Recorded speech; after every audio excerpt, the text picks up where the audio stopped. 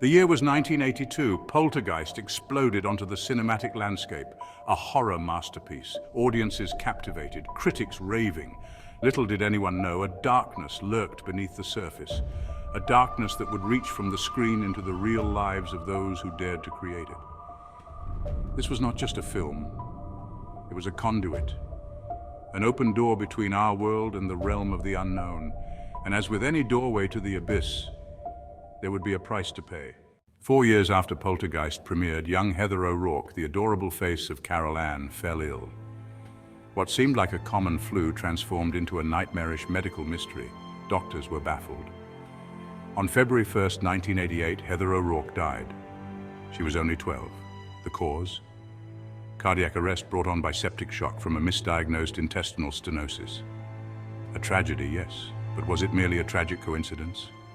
Or was it the first sign of a curse? The whispers of a curse grew louder with the next tragedy. It was as if the shadows themselves were speaking, warning of the darkness that was yet to come. Dominique Dunne, who played older sister Dunne in the original film, met a horrifying end. She was a rising star, full of talent and potential. Her future in Hollywood seemed bright and promising. A jealous ex-boyfriend, consumed by rage, strangled her in her own driveway. The attack was sudden and brutal, a moment of uncontrollable fury that left Dominique fighting for her life.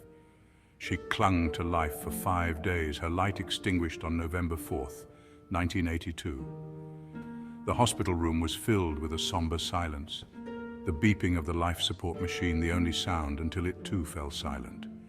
The brutality of the crime shocked the world. News of her tragic death spread quickly, leaving fans and fellow actors in disbelief and mourning. The fact that it happened to someone so young, so full of promise, only amplified the horror. Dominique was not just an actress, she was a daughter, a friend, a beacon of hope for many. Was this just another senseless act of violence? Or was there something more sinister at play? The questions lingered, haunting those who knew her. Or was the darkness from the film seeping into reality? The eerie coincidences and tragic events surrounding the cast of the film led many to believe in a curse, a malevolent force that blurred the lines between fiction and reality. As we look back on Dominique's life and career, we are reminded of the fragility of life and the unpredictable nature of fate. Her story serves as a chilling reminder of how quickly a bright future can be overshadowed by darkness. Though her life was tragically cut short, Dominique Dunne's legacy lives on, a testament to her talent and the indelible mark she left on those who knew her and those who admired her from afar. The tragedies didn't stop there. Julian Beck, who played the terrifying preacher Cain in Poltergeist 2, The Other Side, succumbed to stomach cancer in 1985. His death, while not directly violent like the others, added to the growing unease surrounding the films. Will Sampson, the imposing medicine man Taylor from Poltergeist II, passed away in 1987 after complications from a heart-lung transplant. The deaths were piling up, each one casting a longer, darker shadow over the Poltergeist legacy. The Poltergeist curse is infamous not just for the lives it claimed, but for the relentless torment it inflicted on the living. The curse wasn't content with claiming lives. It seemed to revel in torment as well. The eerie events surrounding the cast and crew of the Poltergeist films are chilling reminders of its reach. Richard Lawson, who played Ryan in Poltergeist, narrowly escaped death when a plane he was on crashed during takeoff. The crash was a harrowing experience, leaving a lasting impact on him. He was one of only 27 survivors. The trauma of that night haunted him, a constant reminder of the curse's shadow. Oliver Robbins, who played Robbie Freeling, the young boy terrorized by the clown doll, had a near-fatal encounter on set. The set, already filled with an unsettling atmosphere, became the stage for a real-life horror. During filming for the first film, a robotic clown malfunctioned, choking him.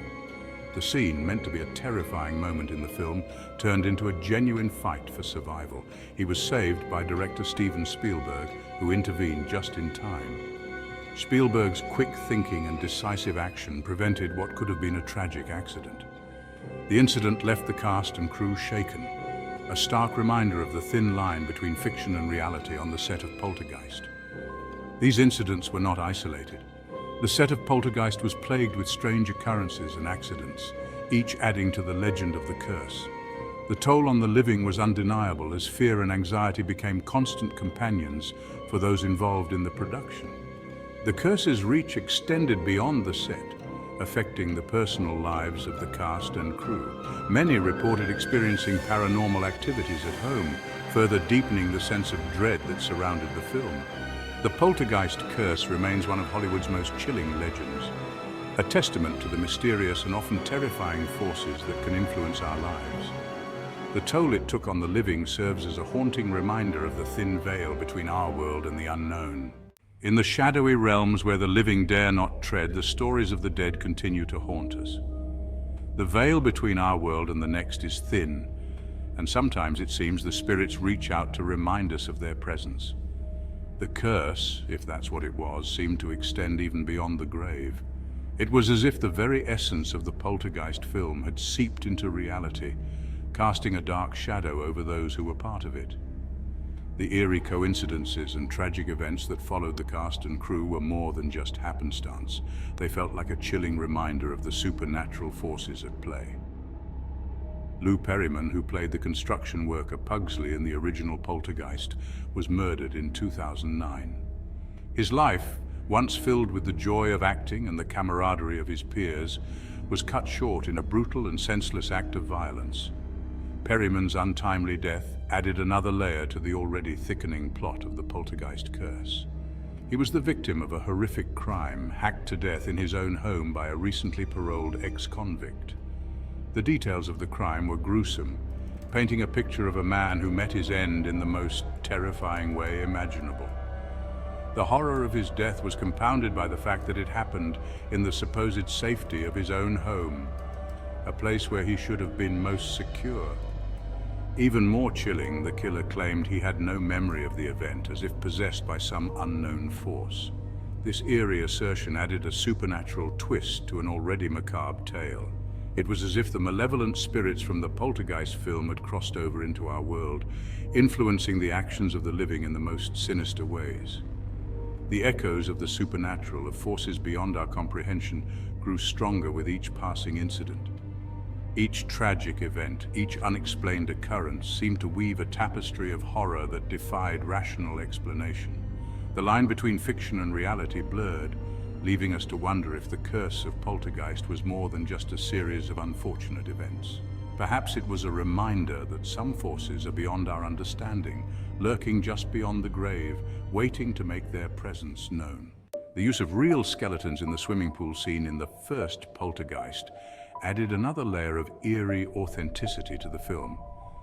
Some believe this disrespect for the dead angered spirits, contributing to the curse.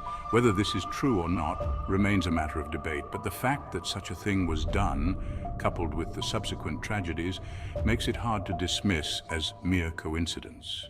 The Poltergeist franchise, forever marked by these tragedies, has become a cautionary tale in Hollywood. A reminder that some stories, some doors, are best left unopened. The line between fantasy and reality blurred, leaving behind a legacy as chilling as the films themselves. The question remains, was it a curse, a series of unfortunate coincidences, or something else entirely? Whatever the answer, the shadow of tragedy continues to hang over the Poltergeist films. The stories of the Poltergeist curse have become ingrained in pop culture, whispered among film buffs, shared around campfires. They serve as a chilling reminder that the things that scare us the most often lurk in the shadows of our own creation. The human mind, always eager to find patterns and explanations, connects the dots. Coincidence becomes causality, and the legend of the Poltergeist curse lives on. The true nature of the tragedies surrounding the Poltergeist films may never be known.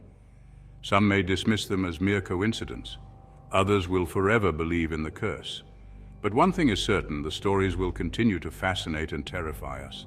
They tap into our primal fears of the unknown, of the things that go bump in the night. The Poltergeist curse, real or imagined, stands as a testament to the enduring power of horror. The Poltergeist curse serves as a haunting reminder that the world is a strange and often unsettling place. It reminds us that even in the realm of make-believe, darkness can find a foothold.